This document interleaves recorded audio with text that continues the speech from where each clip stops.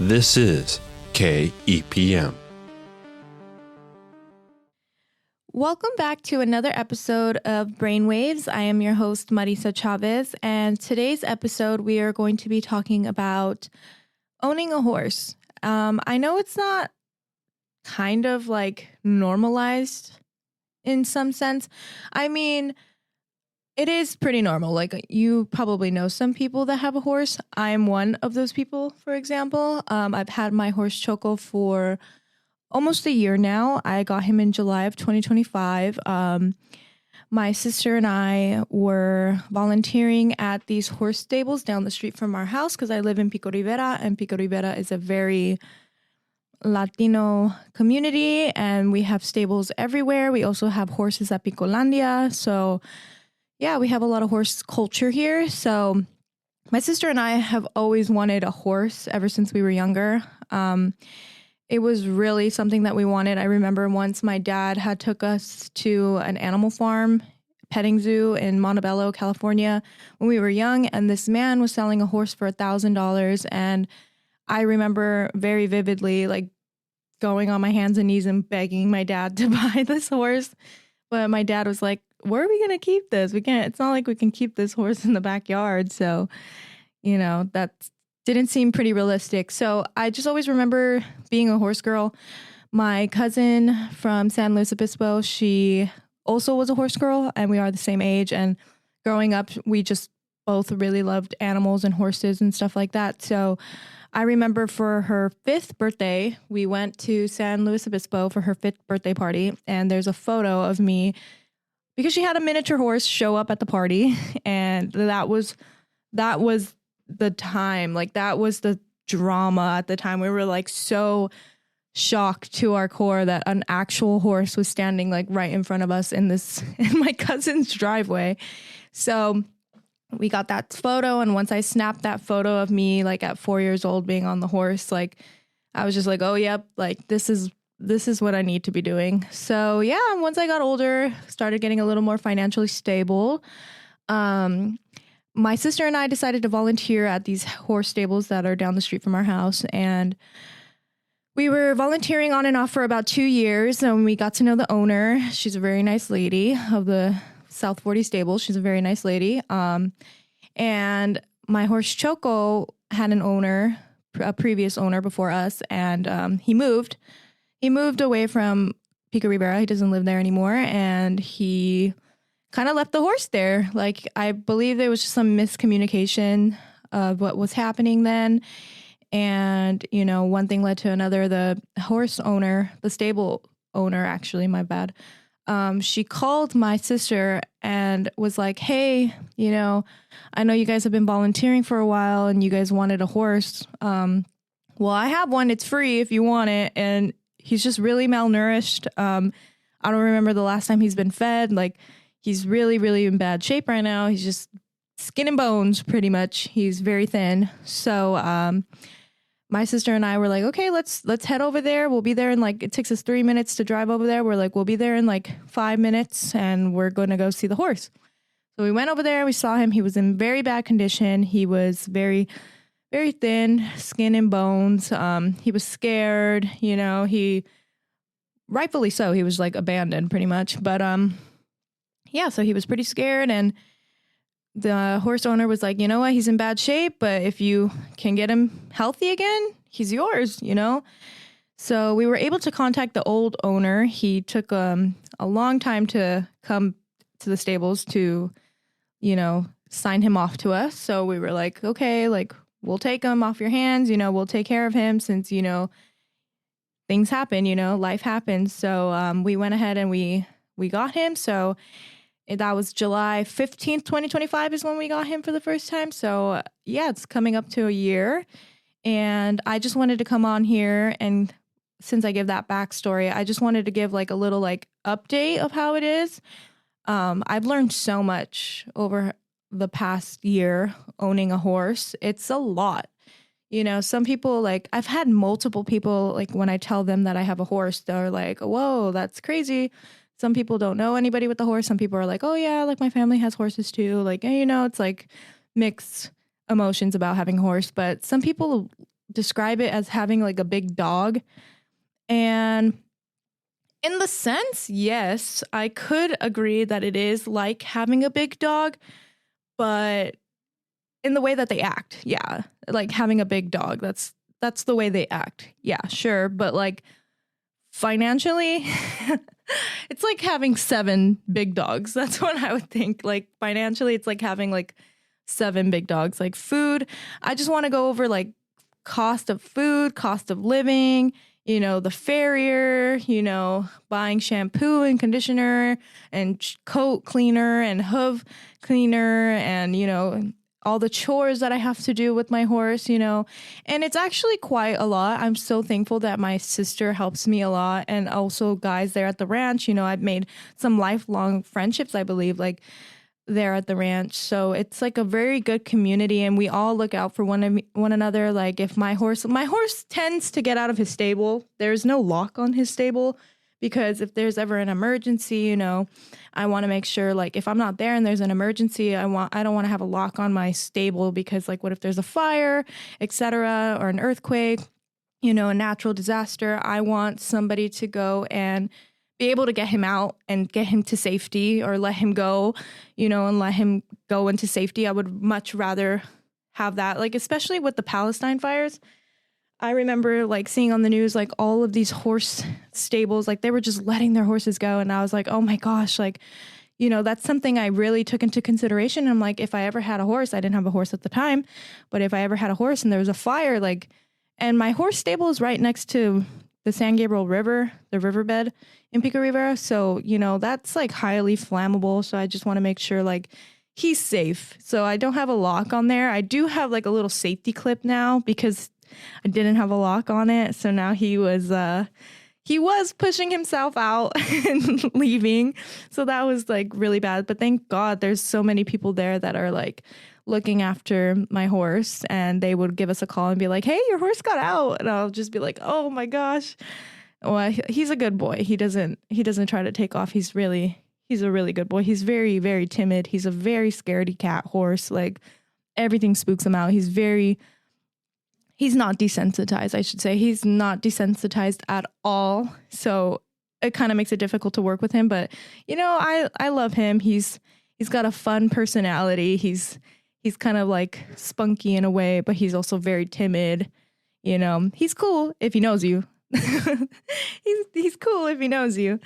But yeah, I just want to go over some things like how it's been, since it's almost been a year and how it's been financially for me as a college student working part-time and having a horse. My schedule is really jam-packed, working here in the newsroom as the editor-in-chief and being here and going to school pretty much full time. I have 5 classes and then I have, my other job, my serving job. And now I have my horse that I have to take care of. So it's been kind of a lot. And I just wanted to explain my experiences and like really talk about how it's been, the positives and the negatives. Let's go with the positives. Let's start something on a good note. Having a horse is just such a different bond. I've had multiple animals in my life.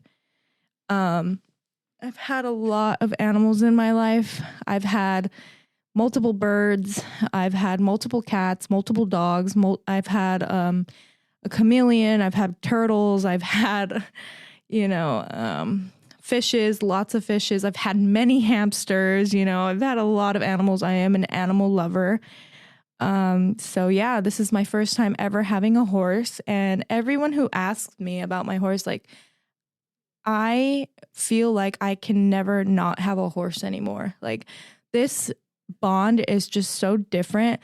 I mean, granted, there's nothing different, like nothing, I don't even know how to say this, but like a bond between a dog and a cat and a human is just like so good too. Like, especially because they're smaller and they're so like more cuddlier. Like my horse is not very cuddly, but like loving something or like a horse, like it's just so crazy. Like the relationship I have with my horse, like it's just so crazy that such a big animal can trust me so much. My horse, as I said previously, is very, very timid. So he's very easily frightened. So I have to stay with him every time he gets his shoes changed. And I'll go over that in a little bit on what shoe change means. But like, yeah, I have to stay with him. I actually have a quick story about that. My dad and I went to go to the stables because it was time for his shoe change. You got to change the horse's shoes every 6 to 8 weeks. Because then it's like they overgrown their hooves, like their hooves like overgrown, and it's just uncomfortable. It's like, imagine wearing like super tight shoes. Yeah, that's kind of like the way I would describe it, wearing super tight shoes. So imagine that. And, so I went and I had called the farrier and I was like, hello, like, can you come to my stables? Like, I need my horse's shoe change. So he went, but the only day he was available was the day that I had to work at my serving job. So my dad, I was like, can you come with me? And he was like, sure. So he came with me. I drove us there. And then I was like, I'm going to take the car and I'm going to go to work like straight after here, like when it's time to leave.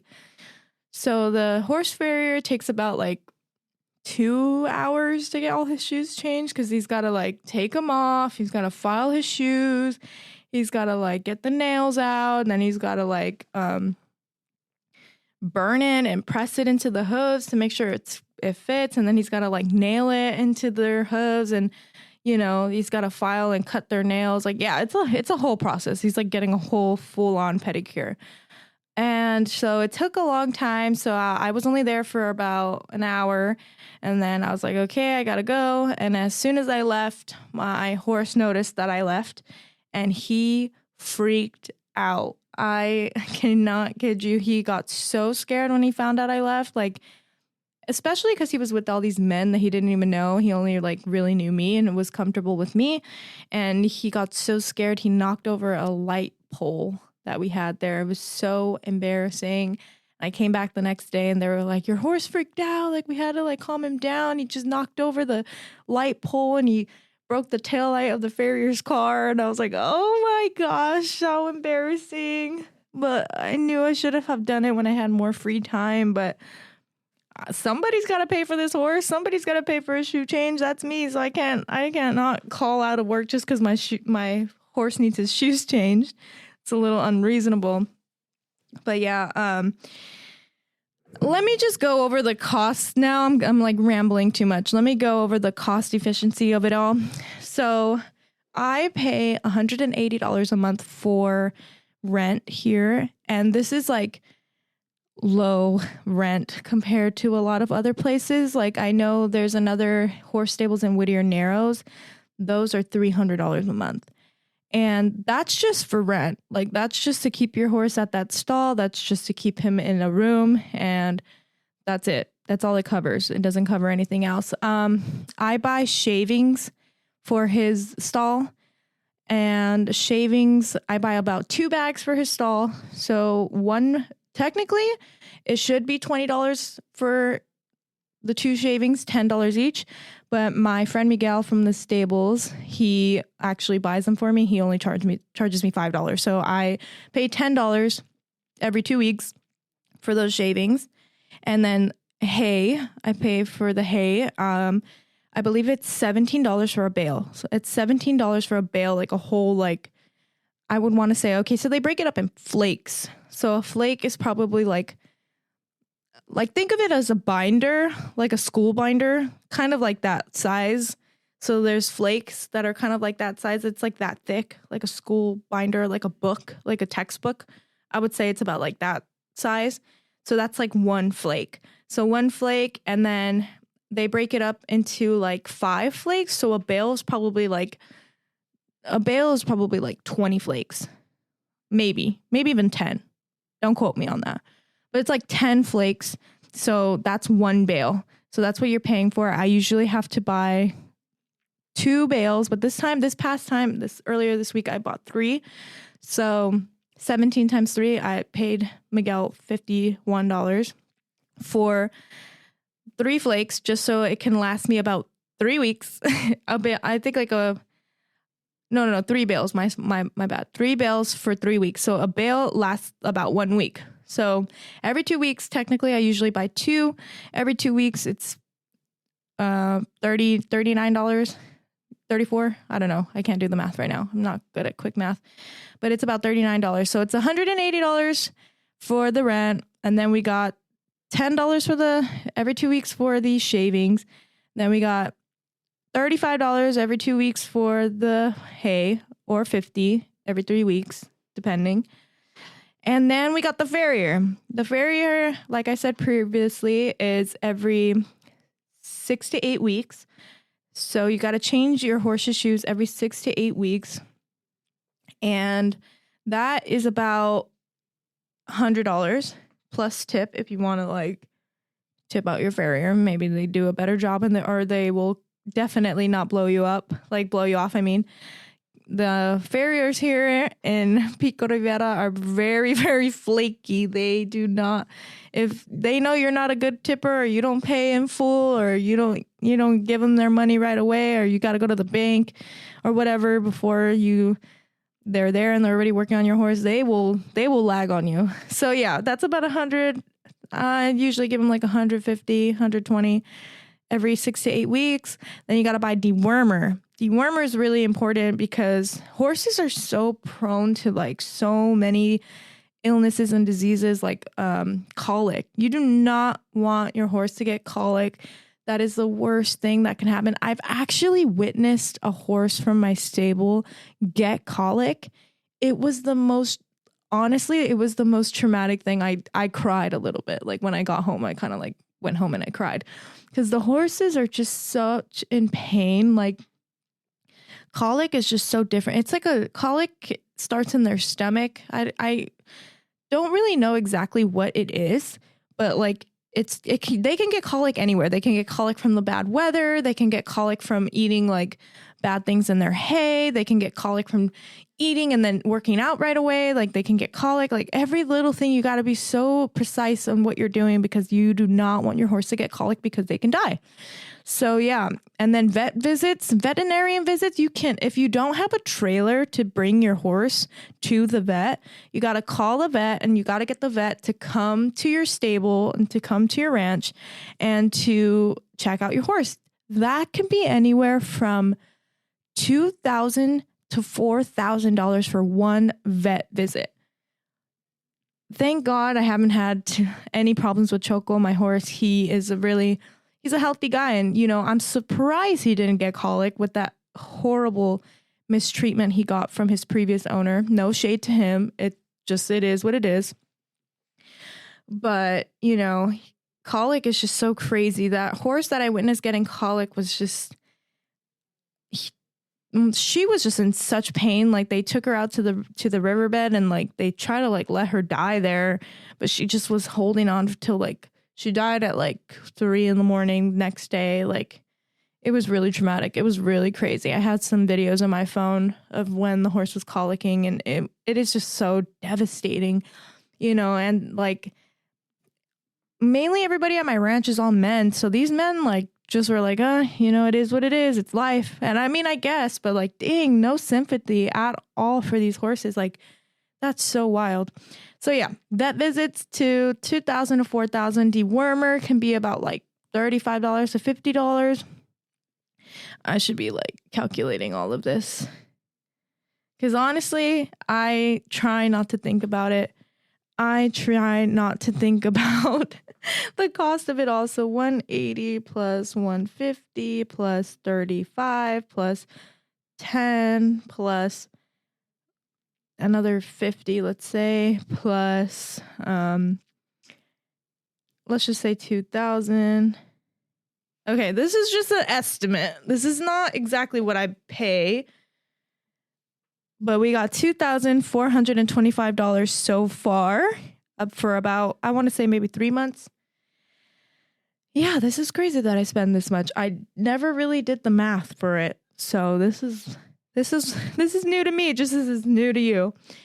And yeah, so that's about it. Like, oh, maybe some shampoo. Let's add some shampoo. Let's just put like $35 for like shampoo, conditioner, and like all the cleaning supplies and stuff, like the pick to pick out his hooves and the the brush to brush his hair.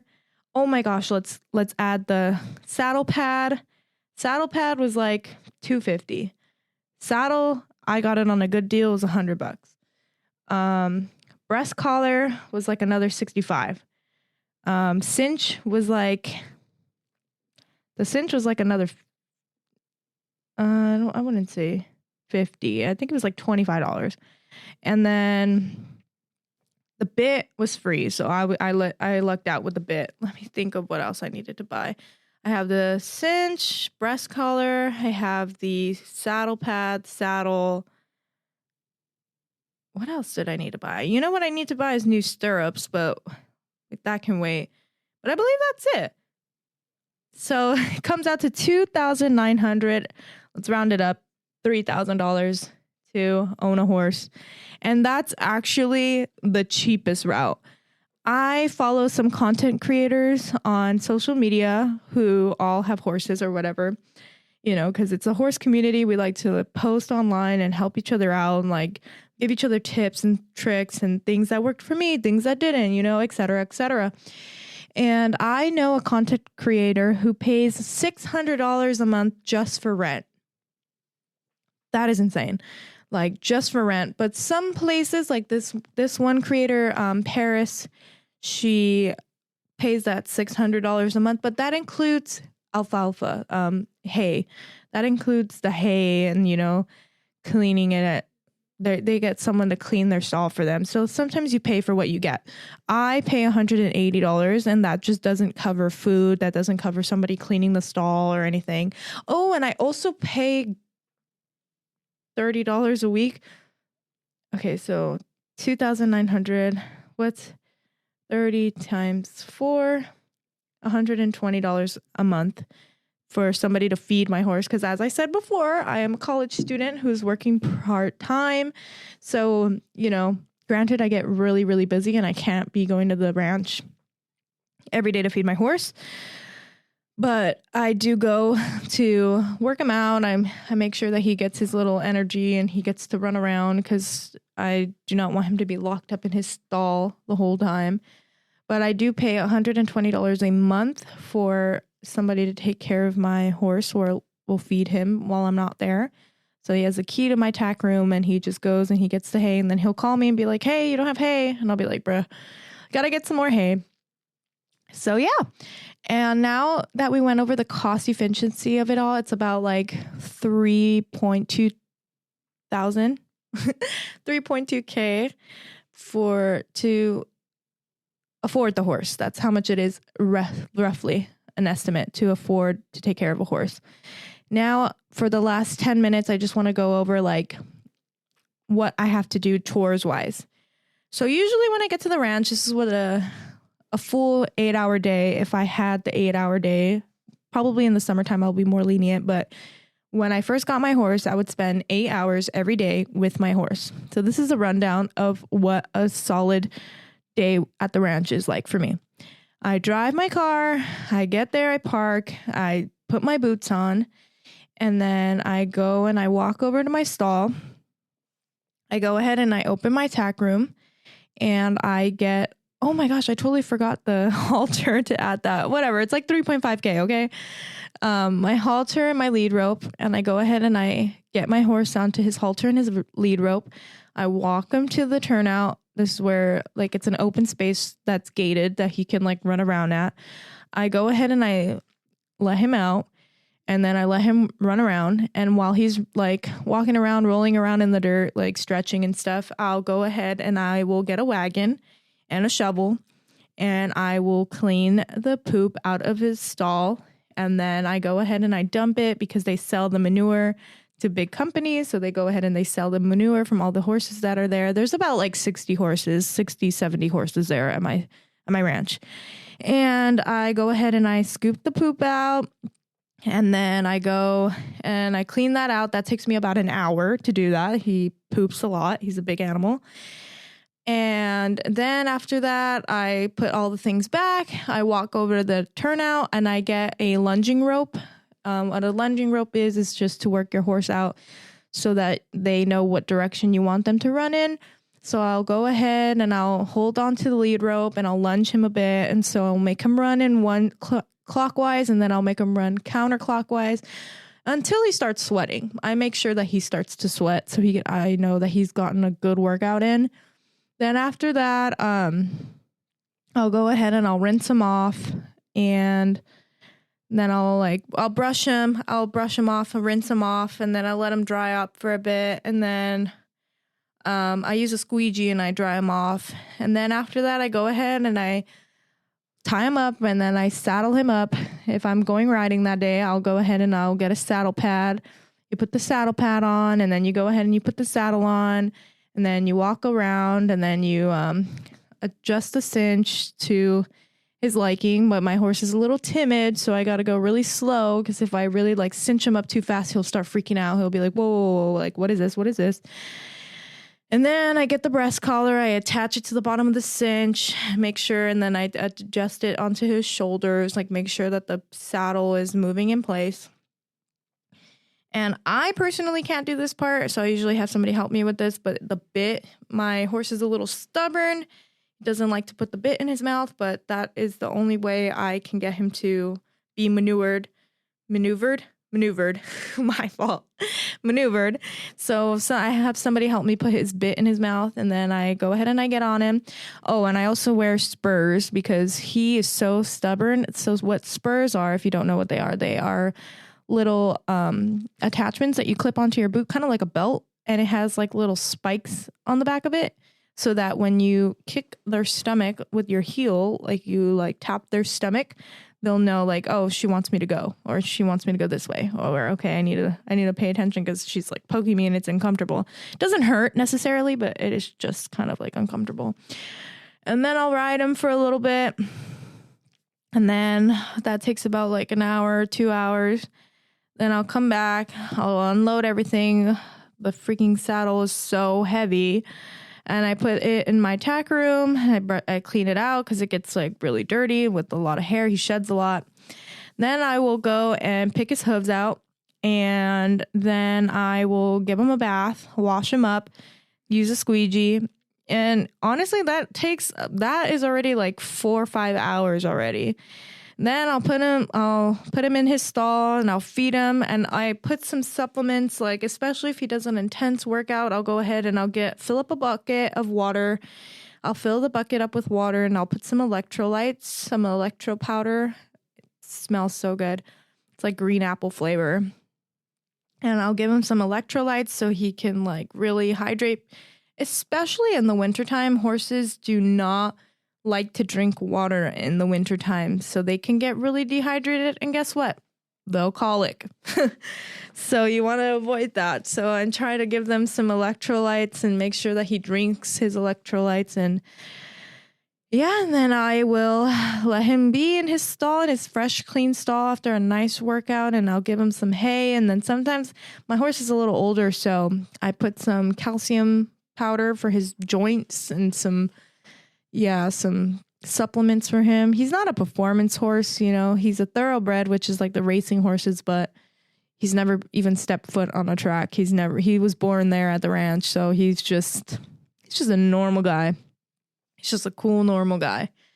But yeah, that alone takes about 8 hours, just doing all that stuff, riding, working him, feeding him, cleaning him, taking his hooves out, spending time with him. Horses require a lot of attention, a lot of care. If you're thinking about getting a horse, make sure you do research. Make sure I volunteered before I actually got my horse. I started to volunteer, and it was so that I can learn the process step by step, because I just didn't want to get a horse right away without knowing. I knew that it was a lot of work. So thankfully, I just went to this horse stable. And honestly, people always ask me, how did you find these stables? I just knew they were there since I was younger, because I've lived in Pico Rivera for my whole life. So I knew they were there. And, everyone's oh, I want to go volunteer there. And I'm well, you don't necessarily have to volunteer there, especially if it's far out, because it's kind of far out for some people that I know.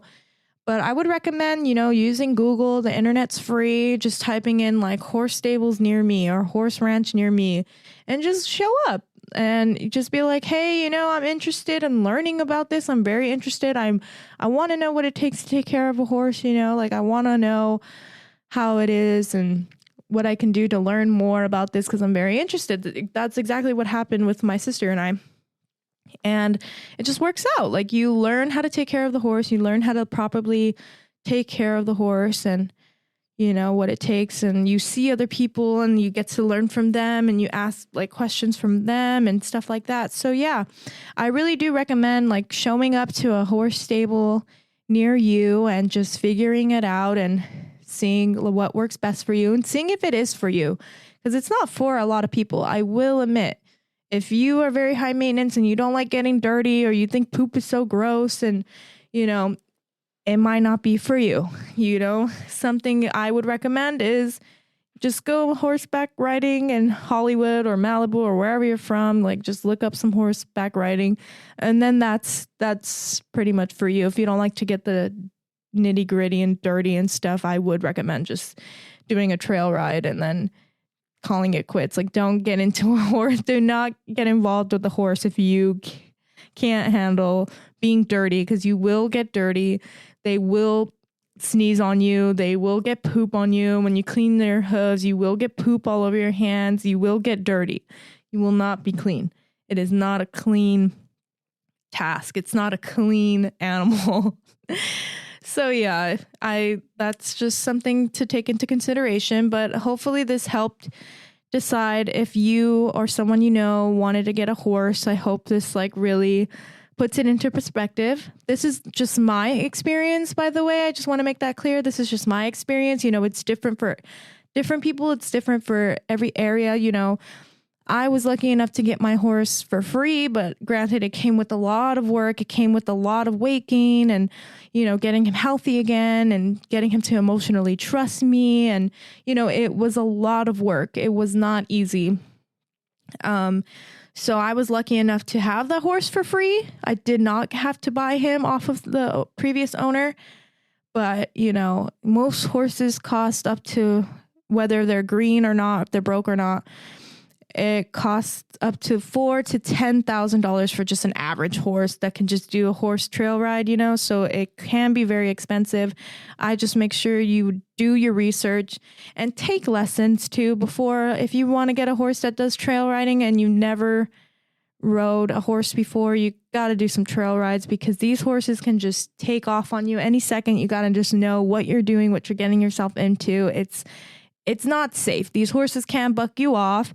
If you don't know what you're doing, you gotta be really cautious about that because they are very big animals. They're about like 1,500 pound animals. They are big animals and they can really hurt you if you're not doing what you know, or you don't know what you're doing. So yes, hopefully that my Brainwaves audience enjoyed this podcast episode. And I hope if you do consider getting a horse, I hope you guys tag me at Marissa Chavez. I would love to see your videos and I would love to see your fur babies. Thank you guys so much for listening to me ramble on about my horse. I can talk for 20 more hours about my horse. So thank you so much. You guys enjoy and I'll see you in the next episode. Goodbye.